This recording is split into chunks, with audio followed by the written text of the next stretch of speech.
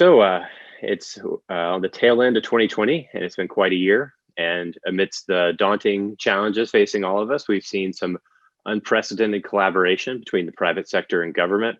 Things like Operation Warp Speed, delivering therapeutics and developing vaccines in record time.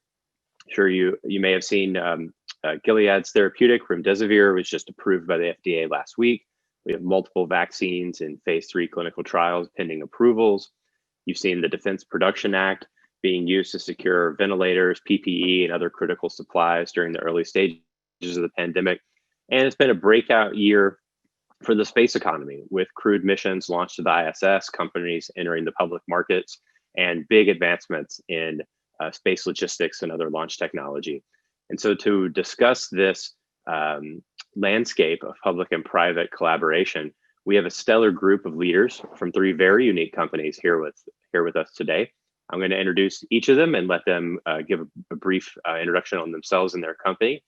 And first we have Peter Dixon, founder and CEO of Second Front Systems, who's building the first digital prime defense contractor to bring commercial technology to the defense and national security communities in record time. Peter? Austin, thanks for having me. I'm Peter Dixon. I'm the CEO of Second Front. I started as a Marine infantry and intelligence officer, and really recognized that a lot of the challenges that we were facing on the battlefield in terms of getting access to a lot of the disruptive tech that I'd seen coming from Silicon Valley, that we knew through organizations like In-Q-Tel, the CIA's venture capital arm, or DARPA, which everyone's familiar with. I knew we're out there, but we weren't seeing those actually get to my men's in harm's way. And so I started Second Front really to focus on that problem set and use software and software platforms to solve that transition issue, which turns out to be, as a taxpayer, that going into that problem set, that's the largest part of your discretionary, dollar that you spend in taxes goes into that military problem set. And so we're trying to fix it. Great. Thanks, Peter. Also joining us is Paul Garofolo, founder and CEO of Locus BioSciences, who's revolutionizing the treatment of bacteria across infectious disease, the microbiome, and beyond. Paul? Thanks for having me, Austin. Pleasure to be here. I am I guess by way of introduction, I'm about 30 years in the biopharma industry at this point. I guess notable previous roles.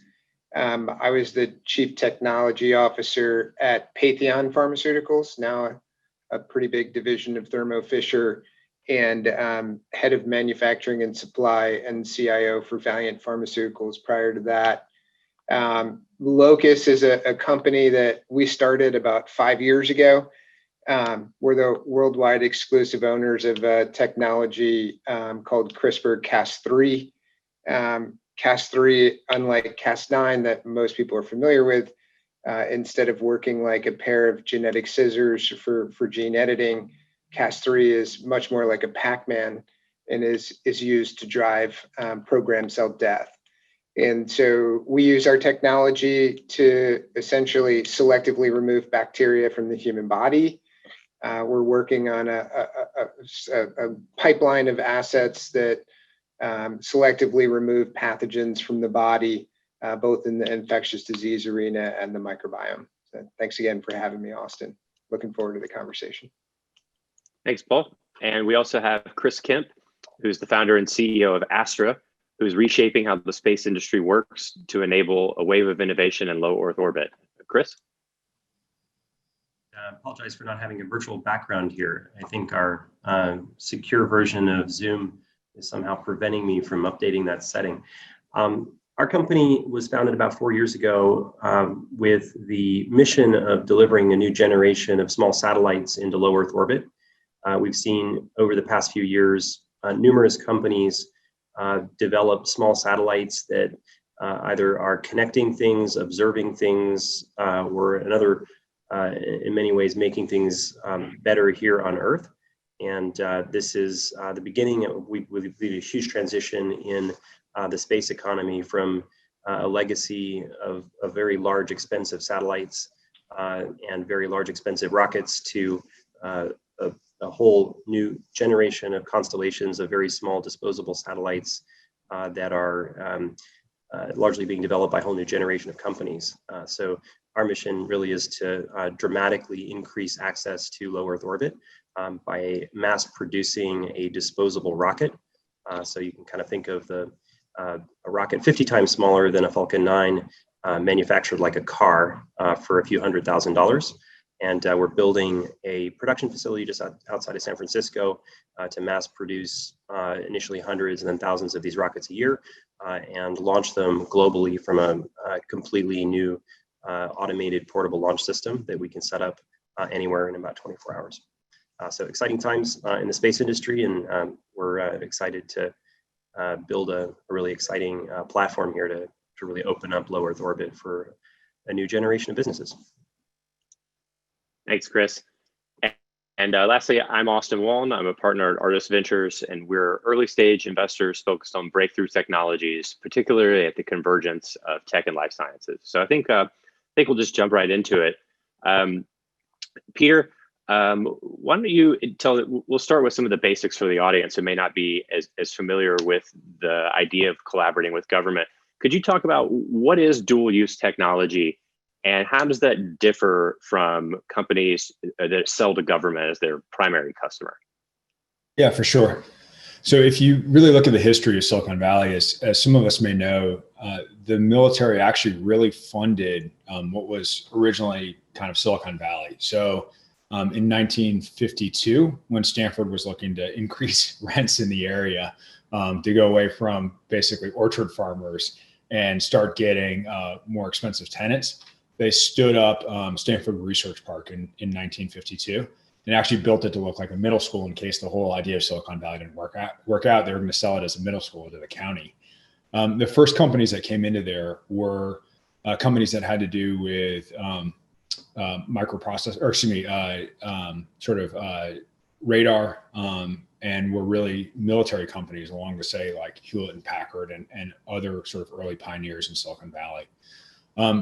And the Stanford Engineering School at the time, under Frederick Terman, who was a big proponent of the Stanford Research Park, was funded 50% by the Army and the Navy. And so really that was the military investing in what the military called the first offset, which was how we were going to counter the numerical superiority of the Soviets and the Chinese. And it was really about nuclear weapons and radar and computers. As the military moved into the second offset, which was GPS, precision guided munitions, big launch, as Chris is probably aware, all of that was really focused on the traditional defense contractors, organizations like Raytheon and Lockheed and Boeing and so forth. And so they really allowed a separation to occur with Silicon Valley, and the base realignment and closure cut all 16 military bases within the Silicon Valley area. And so the connective tissue really disappeared. And so dual use used to mean when technology was coming from basically the military enterprise, federally funded research and development centers, places like DARPA and other places, and was moving to the commercial sector. Increasingly now, as we enter into what's called the third offset, or other terms are used, but essentially it's man-machine swarming with the use of robotics and AI and resilient launch and other technologies that are primarily driven from the commercial sector. And so now dual use is primarily used to refer to technologies that are commercially focused and either as a secondary market or as a tertiary market are moving into defense. And that's really where we, Second Front, focus on that difficulty in transitioning those technologies. But broadly speaking, that's what dual use refers to. Great, thanks, Peter. And Chris, by that definition, would you consider Astra to be a dual use company? And as a part of that, what have been some of the challenges, and why is it difficult for private companies to try to partner with the U.S. government? Yeah, I think absolutely. And I think the challenge is, as you build a private company that serves commercial customers, the paradigm there is that you compete on value and you build products that are typically consumed based on the commercial merits, the competitive dynamics of what you're producing. When you serve the government, there's a very different way that you have to sell, and that typically is set up for large companies that have very specialized organizations that are really designed to respond to RFPs. The government, for a lot of very expensive purchases, likes to have a tremendous amount of influence over the way that the product is designed, manufactured, and effectively de-risked for the taxpayers. And so it's a very foreign concept to most commercial companies, being told how to do the engineering, how to do the operations, how to do effectively. The government is a very different kind of buyer for the kinds of products that most companies develop, right? They're not consuming the product that the company has developed. They're telling the company what they want, and then there are bids effectively that are given back to the government. There's a 3.5-page book called the FAR, the Federal Acquisition Regulations, and there's a quote unquote competitive process that the government runs, and it really favors massive government contractors, or it favors companies that are specifically bucketed into categories of disadvantaged businesses. So small businesses, businesses that have that are kind of almost designed to be small and designed to partner with these large government primes. And so if you don't fit into that paradigm, you're in a very difficult place. And that paradigm is not a commercial paradigm. And so to some degree, you reach a point where there's this chasm where you have to decide whether you want to be a commercial company that has a commercial focus and be really efficient and competitive with your commercial competitors and serve the private sector, or whether you want to really invest in a completely different set of optimizations as a business where you can compete and win these government contracts, which typically as a small business involves partnering with a prime contractor. As a brief example, I remember when we had a whole group from Boeing come in, and Boeing had won a really large contract, and Boeing wanted Astra, this is about a couple months after we started the company, to partner with them to build a piece of a big program that they had won. And they wanted to give us $100 million to go do this. And listened to them for an hour, and I told them to go away, right? Because I realized that down that path was Astra being told how to run the company, how to do engineering, exactly what the requirements were so that we could make one of something. And fundamentally, even if they gave us $1 billion, it wouldn't have been worth it, because it would have totally derailed what we were doing as a company. And we would have effectively spent the next 5 years effectively being a subcontractor to Boeing on a large government project. And no matter how much money they would have paid us, it wasn't the business we were building. And so we didn't go down that path. But I think a lot of companies do. And down that path, you're effectively just subcontracting for a government contractor, and you become part of this machine where you're doing what the government wants you to do versus innovating and potentially disrupting and changing the paradigm for the government. And that's a very difficult path.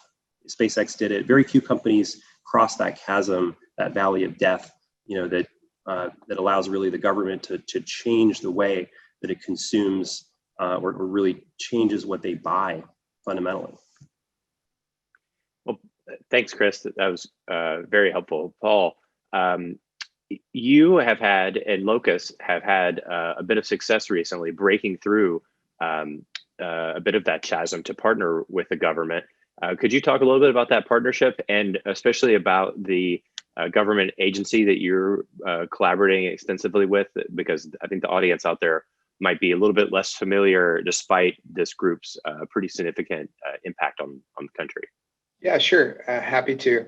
I think, the government entity we just did a deal with is BARDA. which stands for the Biomedical Advanced Research and Development Authority. It's a division of Health and Human Services, and it's chartered with essentially the front line of countermeasures that would be human health related and all kinds of attacks, chemical attacks, biological attacks, nuclear attacks, and maybe most importantly for Locus, it's also chartered with pandemic response, as well as emerging infectious disease countermeasures. And so you may be familiar with BARDA from the recent coronavirus countermeasures. This was the group that has the medical supply and medicine stockpile that's used to help support the nation in times of crisis, like the recent COVID-19 outbreak, and everything from PPE gear for hospital staff to respirators was dispatched from that safety stockpile. BARDA is historically a group that makes very large investments in medical supplies that are emerging to address these countermeasure threats into drug products. And that luckily was where Locus came into play. So we have a lead asset, which is combating urinary tract infections caused by E. coli. But I think the most important thing to know about our platform is it blasts straight through antimicrobial resistance or multi-drug resistance. And so the AMR or MDR threat, depending on how you want to categorize it, is one of the things that BARDA is chartered to try to address for the citizens of the US.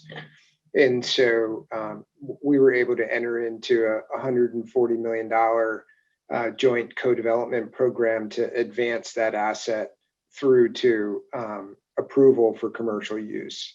So it's a large organization actually that's been around since I think close to 2004, 2005. It was set up by Senator Burr to essentially give the Health and Human Services Division this countermeasures function. And the budget is, and I don't know what their budget is for next year, but typically their budget is set up about a fifth of their dollars are allocated to drug advancement, and 4/5 is allocated to purchasing both drugs and medical devices and supplies to go into these national stockpiles. No one knows how many stockpiles there are. They're throughout the United States, and management of these stockpiles is a closely held secret. But I think for those of us who are fortunate enough to do drug development with BARDA, the really nice part of this, and probably something Peter can help us with eventually, is we not only work to get approval of this product, but at some point hope to sell that end drug into that stockpile. And they have the authority to buy experimental drugs. Maybe case in point would be things like Remdesivir, which I'm sure is probably in there, to be able to address threats that are out there before drugs and other medical devices are approved. We're really fortunate to have a BARDA program under our belt.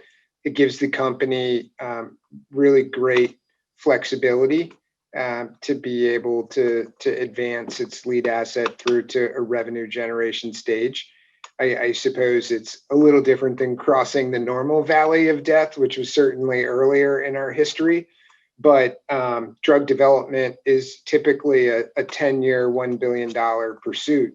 So we're pretty happy to have the U.S. government in tow on that lead asset, and we hope that our platform can produce a whole pipeline of drugs to address MDR across a number of different countermeasures and pathogenic threats for the world. Great, thanks, Paul. Hey, Peter, I want you to touch on something that Chris mentioned when he was talking about his experience of a potential collaboration with a prime contractor and sort of the pitfalls associated with that. What's a company's alternative because it sounds like a pretty good deal to take a big pile of money from a prime contractor. But if you don't take that, where do you go from there as a company, and how do you navigate working with the government, particularly the Department of Defense?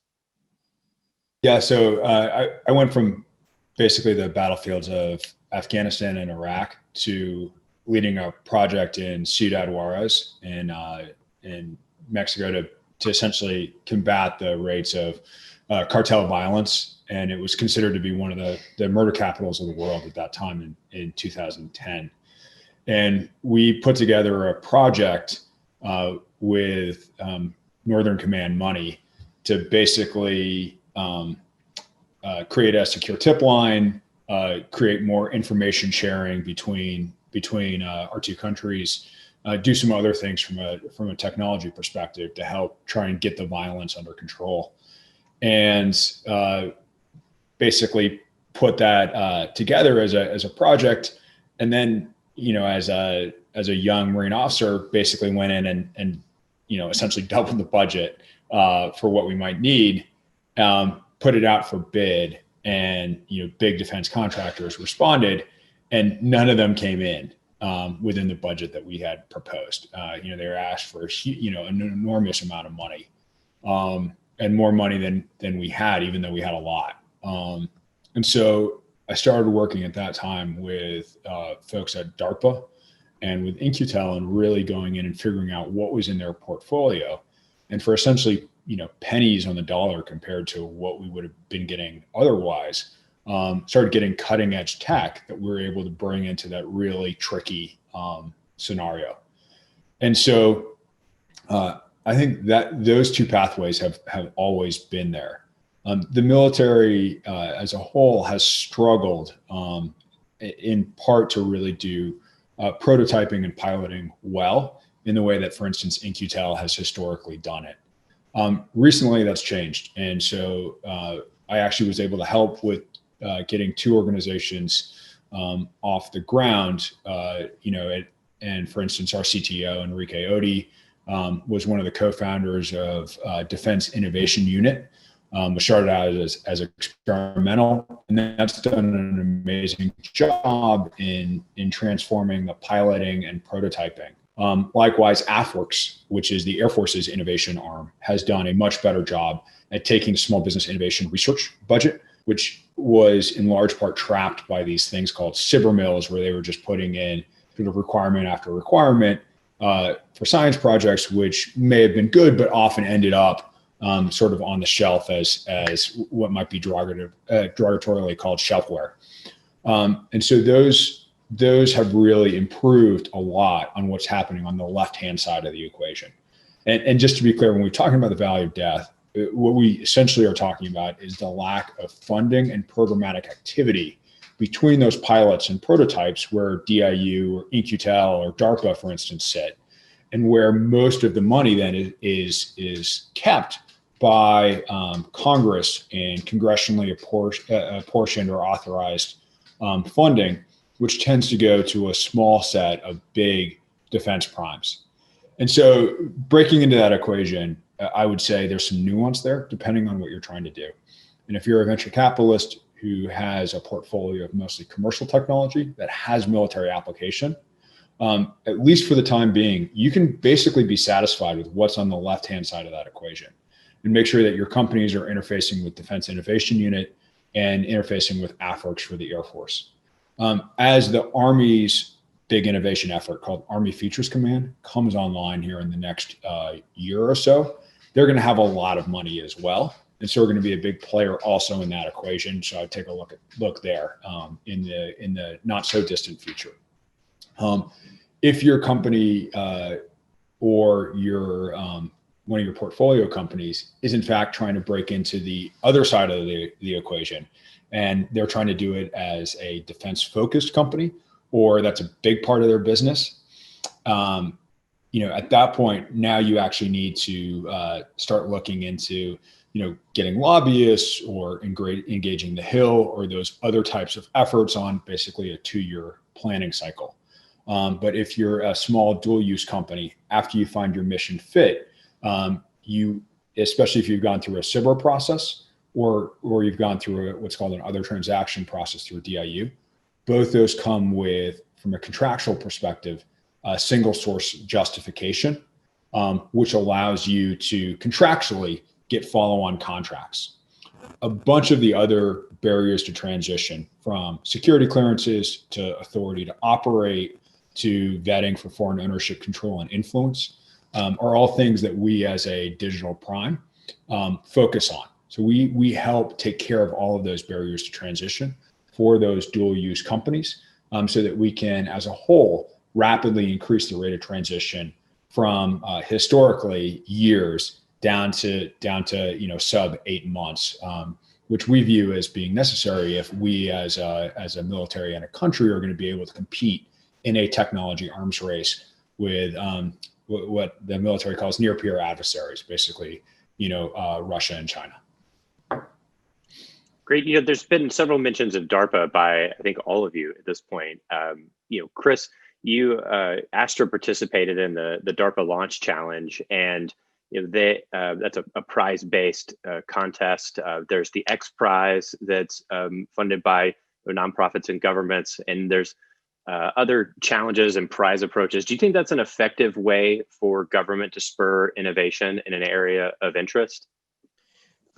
I think that, you can look at all of these as attempts to impedance match the government with the innovation that you're seeing in the private sector.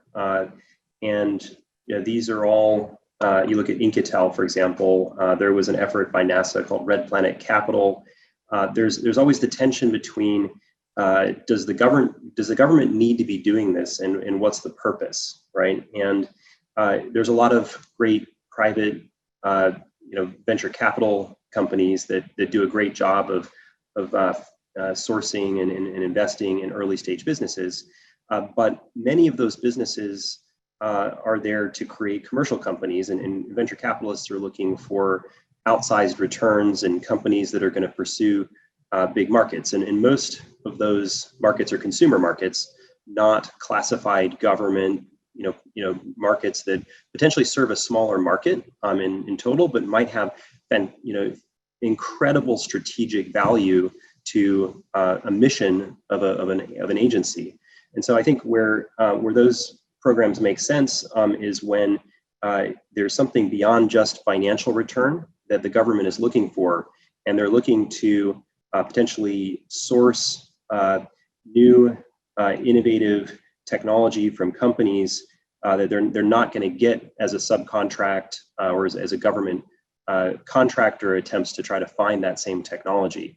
So I think about it as a sourcing strategy for people and technology that might not be accessible through going to a large government prime and then having them go and try to find a subcontract. Astra didn't want to work with Boeing on this large deal, so the government has to find a different way to get that innovation. And how they did that is they had DARPA create this DARPA Launch Challenge, and then they were able to align their interests and their strategy with what we were doing in a way that didn't change the way we were operating, right? And from our perspective, we were already building the thing we were building. If we could potentially win a $5 or $10 million prize by doing it on their timeline, great. We ultimately didn't win the prize, but it didn't destroy our business in the process. It was like, oh, okay, well, that was that wasn't a lot of money relative to the money that we were raising as a private company for the commercial opportunity that we were pursuing.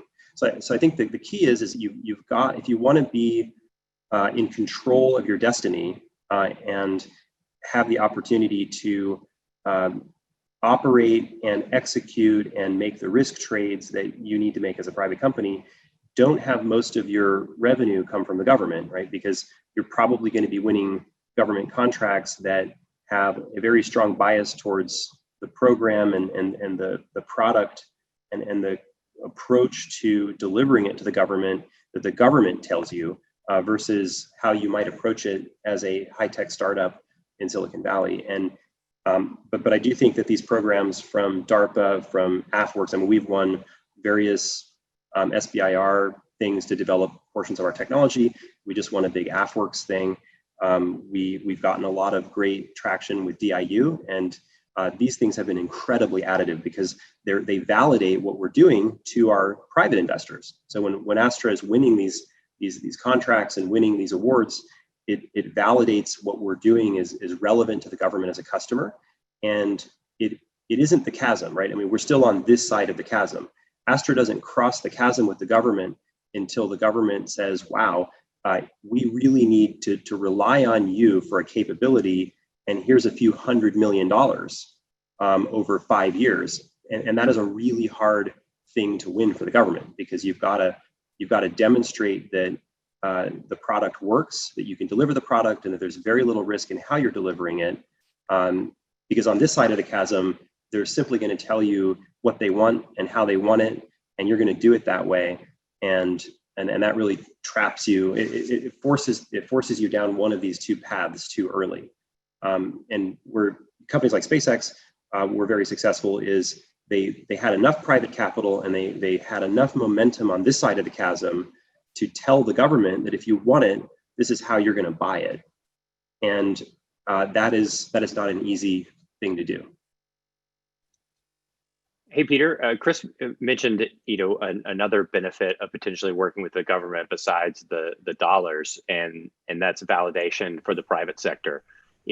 How can companies think about working with the government in a way that doesn't distract them from their mission, get them completely off track, or get them trapped in a prime contractor, subcontractor arrangement, but still achieve some of that validation that they could use to either win customers in the private sector or secure additional funding from private investors?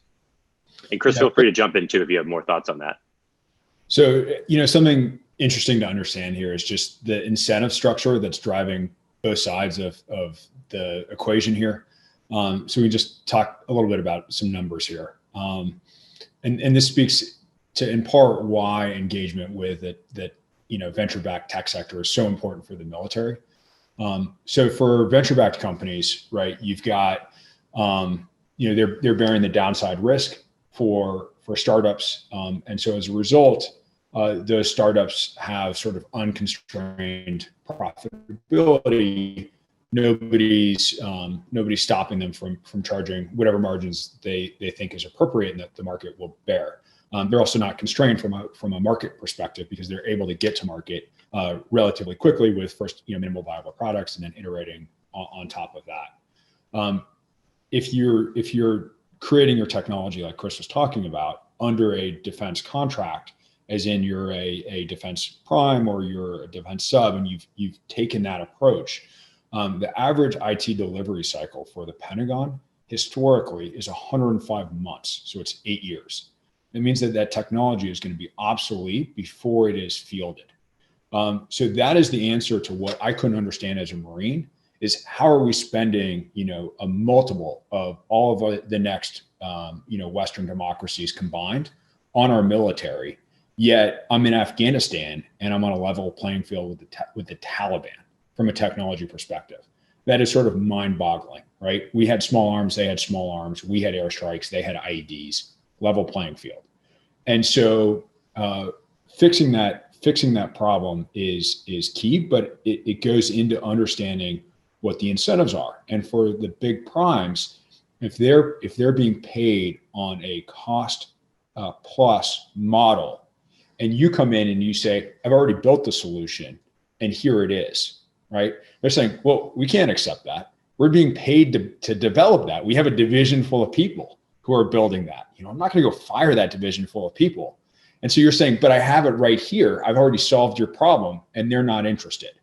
And so when we talk about how do you fit in, right? And Silicon Valley spends 20 to 30% on user interface, because if the customer can't grab it and immediately use it, then that technology isn't likely to survive in the marketplace. The government, when I was in uniform, we had to use with whatever the defense base was giving us. And so they spend 2 to 3% on user interface, because if they've given you a terrible interface and let the engineers have free reign in building it and designed it for engineers, then they can now sell you train the trainers and forward deployed analysts and all these other things. And that long tail, right, is how they actually make money, because otherwise their profitability is capped at about 12%. Because the Pentagon said, we've borne all your downside risks, not VCs. We've borne your downside risks, so we're not going to allow you to now profiteer against us. What that gets you is every time you go to war, you have this long train of enablers just to make your core technology work.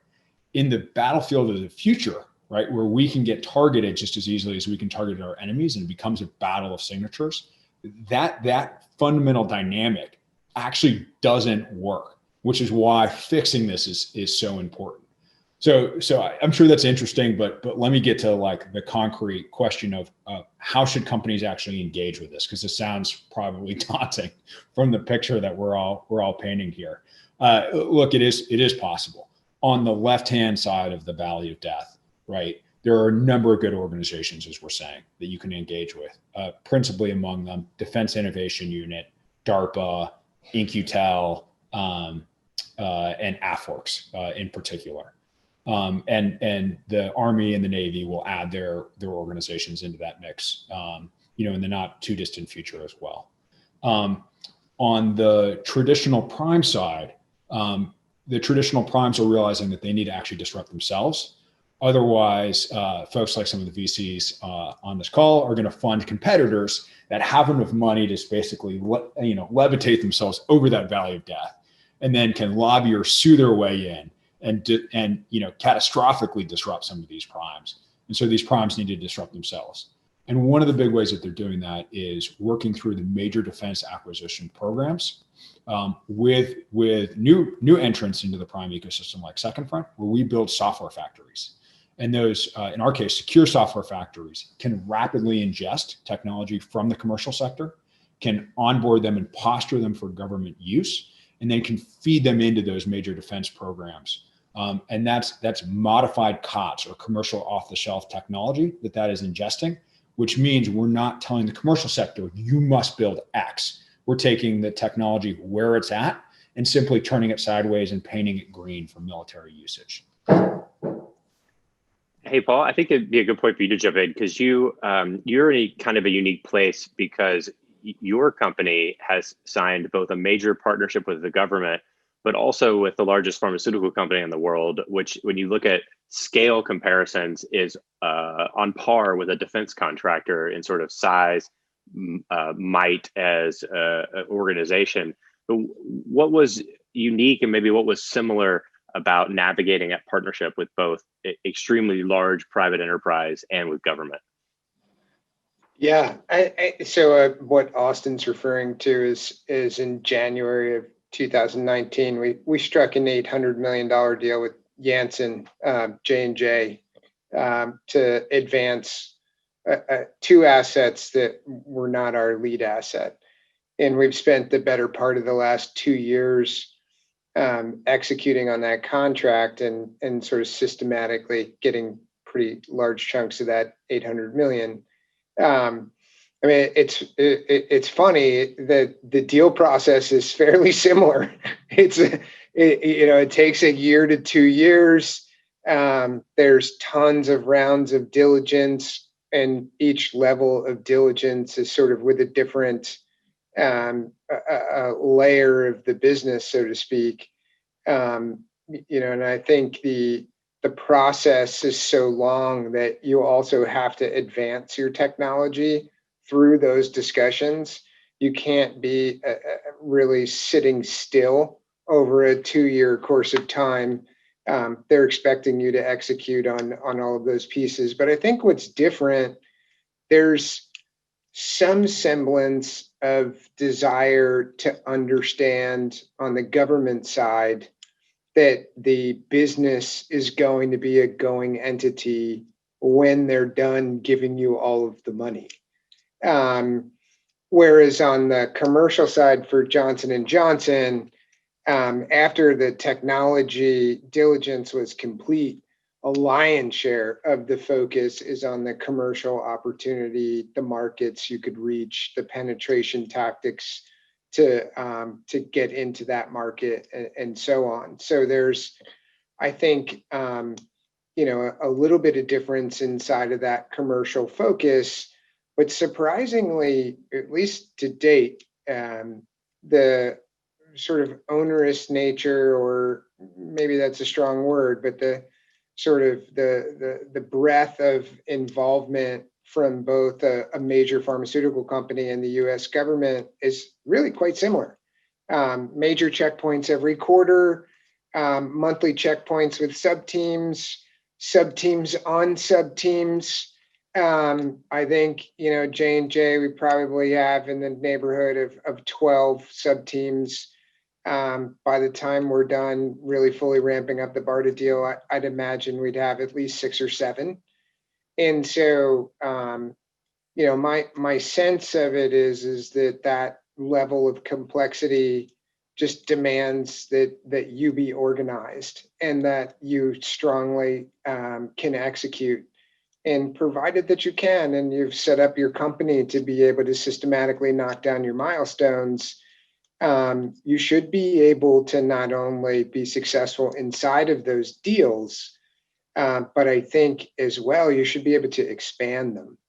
And so as we look at both what might be possible with Johnson & Johnson, we certainly would like to be dealing with more than 2 assets with that company. And as we look to the US government, we certainly would like to do more than 1. You could envision a world, at least inside of Locus, where we're working on 12 to 14 assets simultaneously. It would be fantastic to have at least 50% of those partnered either publicly or privately, so that you're sharing some of the financial burden and potentially even profiting from some of the early wins as you advance the technology in the deeper stages of the human clinic. So, that's probably my best answer for that one. They're a lot more similar than you would think. They're bureaucratic and they take effort to manage, but if you can manage them well, you can expand those deals. And I think that's probably the key takeaway. Yeah, riffing a little bit on on Peter's comment around incentive structures. One of the things that I did before starting Astra was I was at NASA for 6 years, and I served as the CIO at NASA Ames Research Center in Silicon Valley, but also as the CTO in Washington, D.C. And it was a transformational time in government. I remember being with Steve Ballmer once when Microsoft was a big supplier of some security stuff that we were using on our mobile devices when the iPhone was launched.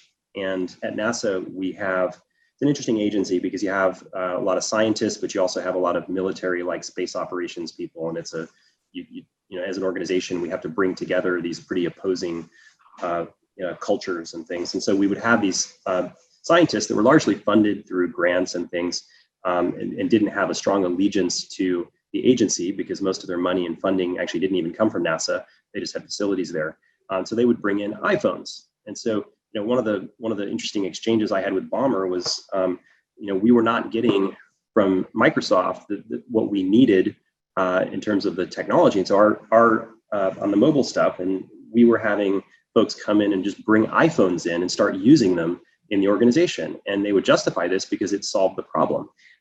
We were running our own exchange infrastructure at the time through one of these big government contractors, and the employees had 50 megabyte inboxes, and Google was launching Gmail with a terabyte or something like that. It was the asymmetry in what you could get as a consumer from Apple and from Google, and what we were able to consume from our suppliers that we were telling their cost plus, intermediaries how to do things was becoming just absolutely ridiculous, right? And so as a CIO at the time, I was trapped in the middle. I had my employees telling me, what are you doing? We're spending billions of dollars a year on this IT stuff, and you give us 50 megabyte inboxes in these crappy phones, and when we could go to Gmail and have infinite storage and a great user experience.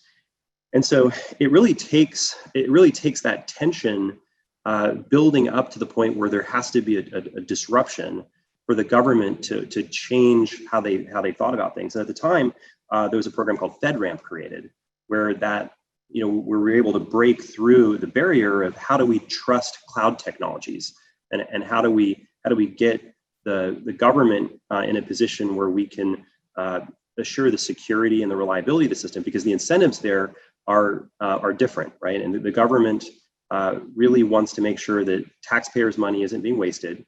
There is a fair and competitive process when we buy things, and that they can maintain some level of security, and there's a process that they can use to accredit that. And I think a lot of consumer oriented technologies, they shortcut the security, and they're competitive through a different set of market dynamics. And it's not something that you can understand and document. And at the same time, the government's the largest buyer of IT in the world. I think they spend almost $100 billion a year on IT alone, as an example. And so if you can break through the chasm, there's a deep chasm there that protects the interests of the large prime contractors, and the way they operate and the way they compete it's a completely different universe. And so the problem is most entrepreneurs do not understand that universe.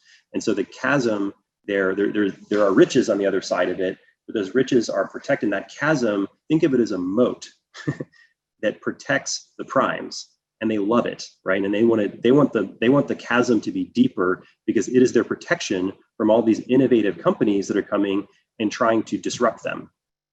So, hey Chris, when you were at NASA, you were a big proponent of open source software. How do you feel that open source fits in, and can that be assistive in solving some of these problems and challenges we're talking about? I have different feelings about it, right? Because to some degree, open source software gives primes and government agencies an opportunity to develop their own internal solutions on the shoulders of giants, so to speak. And so wielded like that, it's not a good thing. We fought really hard to make sure that the government could even contribute to open source software projects. I mean, when I was there, we were able to establish the first government-funded participation in an Apache open source project.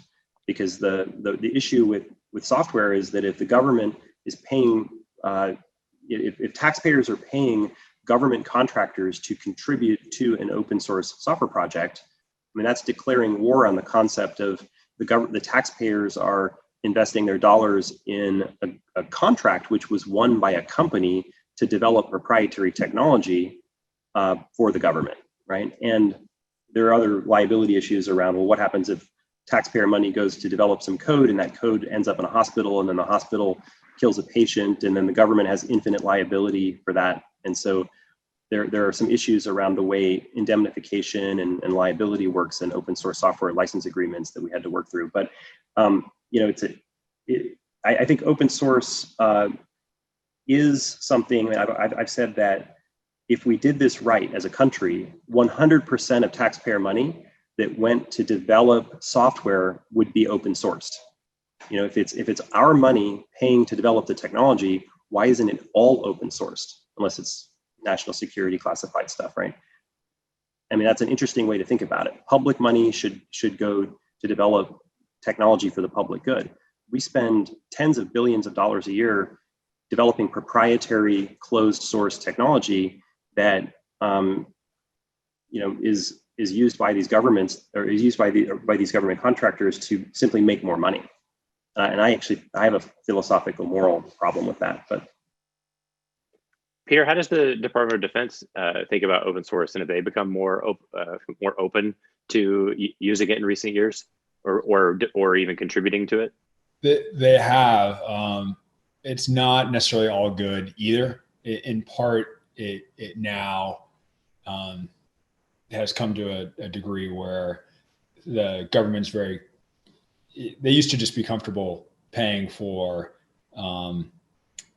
butts and seats, even if they were buying a tank, right? Or expensive, software system. They're still buying people. They're just buying people to build that tank, or they're buying people to build that software platform. They've now finally started to get into the idea of buying a piece of capital equipment as a whole. But they're still a little uncertain about paying a big price tag for a piece of software. So, for instance, I was lead pen for writing the urgent needs statement to bring Palantir into the Marine Corps, because there was a program of record called Distributed Common Ground System that had spent about $6 billion to create a system to do advanced analytics. And it took 40 minutes to turn on. Nobody even had access to it. And on the ground, we were desperate for something because we were using PowerPoint and Microsoft and Word to try and do turnover files to keep track of counterinsurgency, which is essentially a big dirty data problem. And every time a new echelon of Marines would come into Afghanistan, which was every 7 months for the Marine Corps, the Taliban would just reset all of their ambushes because we had no institutional memory. So every time a squad leader would go knock on a compound door, he didn't know whether the previous squad leader had been met with, tea or gunfire. And we were constantly repaying a cost in blood. And so we were really desperate. And so we worked with In-Q-Tel. Palantir was an In-Q-Tel portfolio company.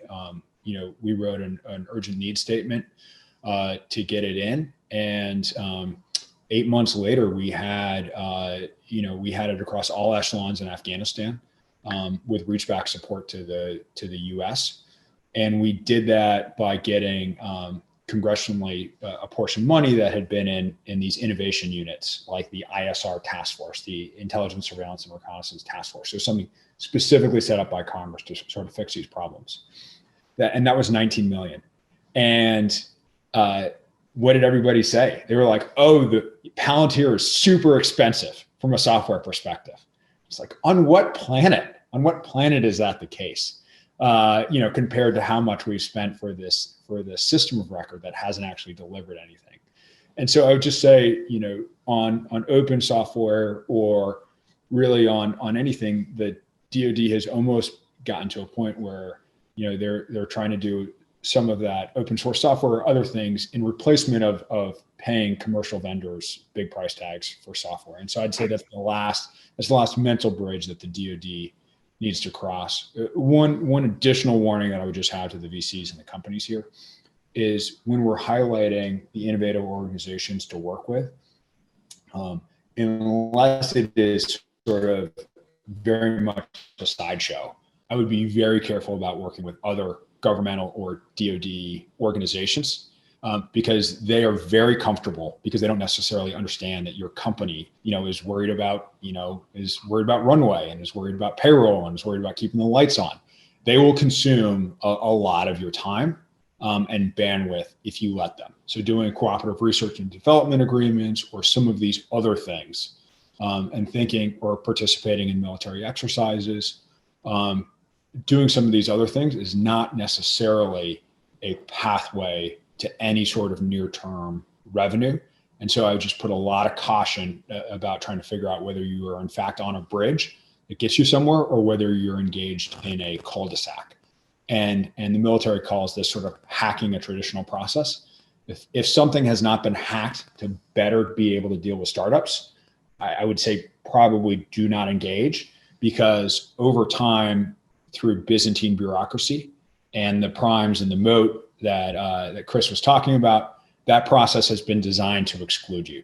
So unless it is explicitly meant to engage startups, big warning sign there. Awesome, thanks, Peter. Well, we're only about 2 minutes left, and so I want to get Paul's take real quick. So, Paul, you got to be brief. Is kind of analogous to open source in the bio world? I think the closest comparison is publishing papers. It's sharing your discoveries of research you've been doing. And are there either strings attached or opportunities for companies, whether they take money from BARDA, NIH, NSF, or other government funding agencies, for you to have to share your discoveries out there and put it in the public domain, since it's government dollars funding it?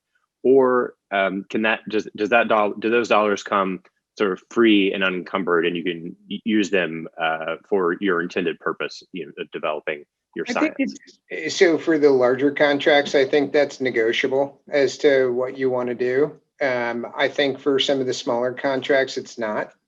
And so by and large, though, most biopharma companies would want to publish off of an asset that was not already licensed under a collaboration agreement or a sales agreement with a big strategic pharma. Conversely, however, once you get that big deal, that usually the large pharma does not want you to publish and takes on the responsibility to publish what they want to publish and when they want to publish it, which, in fairness, if you look at something like our Johnson & Johnson contract, you can live with that. They are in control of publications and publication content, but you're essentially under a mutual ownership agreement for that asset, and I think that's probably fair. There probably are always in the bigger contracts, like in the BARDA contract, anything that's deemed a national emergency, they can swoop in and publish what they want when they want to, if they think it's in the benefit of the U.S. citizens in some way. And so I don't think I've ever seen that fired or triggered. I think you'd want to share that data if it could help the citizens of the U.S. and you were taking funding from a major U.S. entity. But by and large, I think it's kind of a coin toss up as to whether or not you'd want to or not publish based on who your partner was. Great. Well, we're right at 10 o'clock, the top of the hour on the Pacific time. So thank you all for attending. Thank you, Chris, Peter, and Paul for joining us this morning. I think it was a very insightful conversation, and we'll look forward to holding more of these on a regular basis with ARTIS, and hope you all have a great rest of your day. Thank you.